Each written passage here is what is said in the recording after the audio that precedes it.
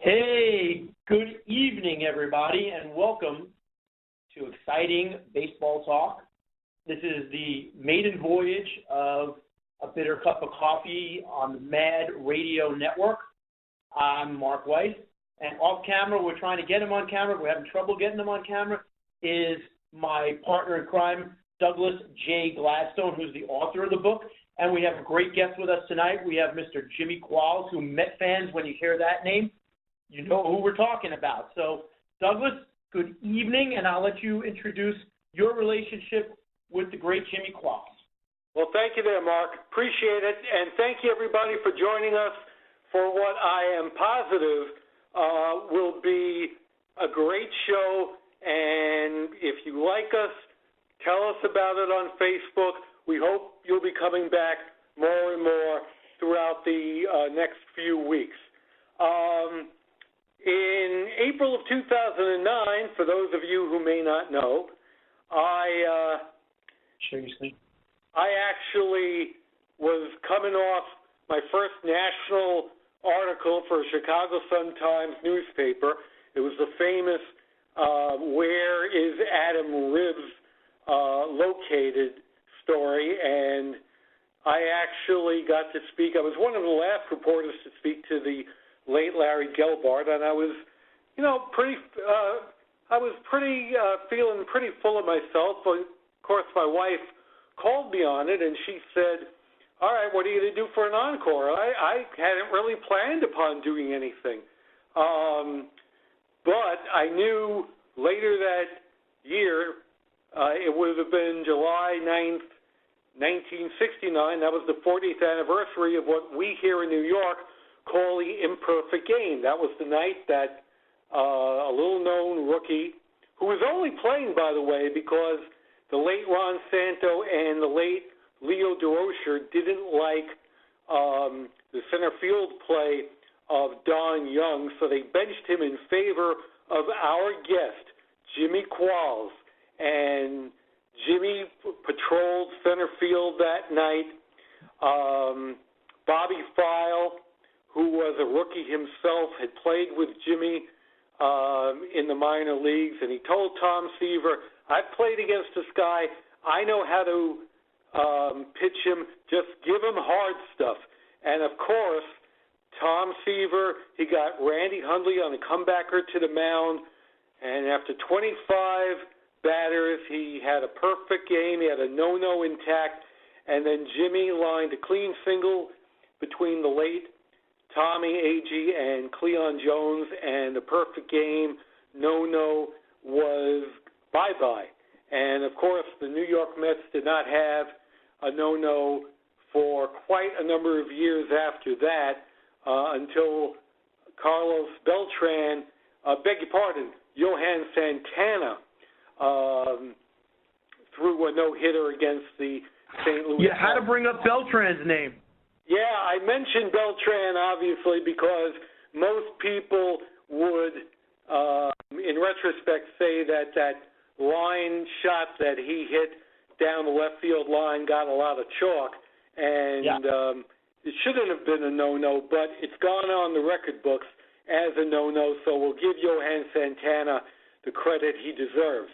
Anyway, to get back to my main point, so I'm sitting around in April 2009 thinking, what am I going to do for an encore? Well, I pitched Baseball Digest, the story of, it was a Where Are They Now story on Jimmy Qualls, and over the course of about 2 or 3 conversations in June of 2009, Jimmy and I were talking, and just like I'm talking to you listeners right now, very casually, very innocently, very innocuously, Jimmy just said, Doug, I had a great career in the show. I wish it was longer. And the only thing I'm really PO'd about is that I don't get a pension. And that kind of threw me for a loop. I said, what do you mean you don't get a pension? Doesn't everyone get a pension? And no, Jimmy told me that he was part of a group of pre-1980 ball players who played prior to Memorial Day of 1980, when the vesting rules suddenly changed without warning. And at that time, there were about 1,045 gentlemen alive who were not getting pensions. And, of course, now that number is down to 641 poor unfortunate souls. And that article that I ultimately published in the September-October 2009 issue of Baseball Digest was the first time that I spoke about the issue of the pre-1980 retirees who were pensionless. And the more and more I learned about it, the more, indignant, the angrier I became. And that's where we are now, almost, 9 years later. Very little has changed. Jimmy still doesn't get a pension. What he does get is a bone thrown at him and the other 640 men. For every 43 game days they appear on an active Major League roster, they get the princely sum of $625 per quarter, up to $10,000. It's capped at $10,000. This payment is not a real pension. It's technically called a non-qualified annuity, and it cannot be passed down to Jimmy's loved ones or anyone else's loved ones, for that matter. So I call it a rip-off. When Jimmy goes, that payment goes with him. I think this is just horrific. It is abysmal. I don't know how Tony Clark and Rob Manfred look at themselves in the mirror each day. But the bottom line is, today is the 49th anniversary, July 9th, 2018, represents the 49th anniversary of that famous game. So without any further ado, it is our deep pleasure to have on the man who inspired me to write A Bitter Cup of Coffee from Tulare, California, everyone's favorite Chicago Cub, Jim Qualls. Jim, welcome to A Bitter Cup of Coffee. Thank you very much. Glad to be here. Well, Jim, I'm going to let my partner talk to you a little bit. For those of you who may be wondering, Jim is from Tulare, California. Maybe it's pronounced Tulare. I don't know. Jim, in his post-baseball life, for those of you who don't know, he works for the county out in Sutter, Illinois, or Quincy, Illinois. I can't keep him straight. And essentially, Jim, you are a crop inspector, right? And that goes back to what you used to do, because on your family farm, didn't you grow a lot of crops? Yeah, this, we're in an area where there's a lot of corn and soybeans, and I'm a grain inspector now on the Mississippi River here, where the big elevators fill barges to go to the Gulf. And I inspect the grain to make sure it qualifies to pass to go on the barge. Mark, anything else? You've got Jim's background at your disposal. I think there's something about Jim raising show hens that you wanted to ask him, correct? Jim, right now we're looking, anyone who's on Facebook right now is actually looking at the picture of Seaver delivering the pitch and you standing in the box. So that's fresh in my mind. We were just running the video while you were talking. But I always wanted to know, especially after Douglas had told me what you're doing, how'd you go from hitting foul balls to raising foul? Oh, we've always had birds, growing up all my life and everything. And these show birds, they've always really impressed me. And I got different families that come from India and Pakistan and Japan, different ones, and they got poultry shows that people take them to, and I just raise them to, to sell them to them. Interesting. So I guess, when one leaves baseball, and especially when there's no pension, I hate to harp on it, but that's the way I feel about it. When there's no pension sitting out there, you've got to become industrious, and you can't be like the guys today when they leave the game. They can sit back and just do card shows or whatever they want to do. You had to grind out a limit. Yep. From the day one when I got out of the game, I had to find me a job, but I was young. I mean, there's nothing wrong with that. And I've always been an outside man, and I still got a job. I'm 71 and feel pretty good, and I look forward to going to work every day. Well, that's the right attitude.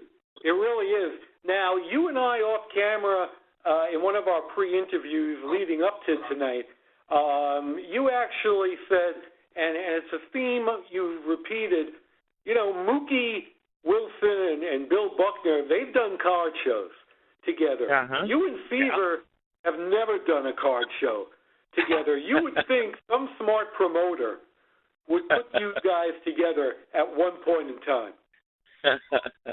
Well, it was thought about, a few years ago. Something was said about it, but nothing ever happened with it. And maybe Tom didn't want it that way either, And but that's all right. Is it true that at a follow-up series in Wrigley, you were doing stretches in the outfield and Fever ran past you, and didn't he say, basically, you son of a bitch, you cost me $1 million? No, he didn't call me that. He didn't call me a son of a bitch.